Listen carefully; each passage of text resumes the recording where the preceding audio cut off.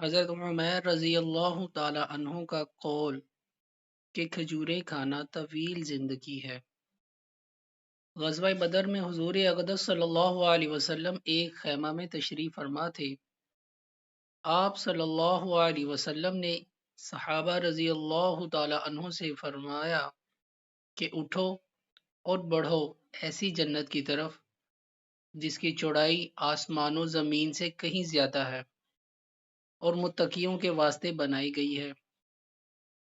حضرت عمیر بن الحمام رضی اللہ تعالی عنہ ایک صحابی ہیں، وہ سن رہے تھے، کہنے لگے واہ واہ واہ واہ۔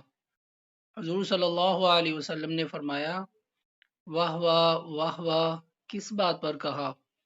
عرض کیا یا رسول اللہ، مجھے یہ تمنا ہے کہ میں بھی ان میں سے ہوتا۔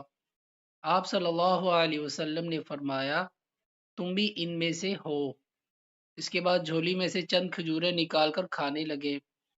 اس کے بعد کہنے لگے کہ ان کھجوروں کے ختم ہونے کا انتظار جو ہاتھ میں ہے بڑی لمبی زندگی ہے، کہاں تک انتظار کروں گا؟ یہ کہہ کر ان کو پھینک دیا اور تلوار لے کر مجمع میں گھس گئے اور شہید ہونے تک لڑتے رہے۔ حقیقت میں یہی لوگ جنت کے قدردان ہیں اور اس پر یقین رکھنے والے۔ ہم لوگوں کو بھی اگر یقین نصیب ہو جائے تو ساری باتیں سہل ہو جائیں۔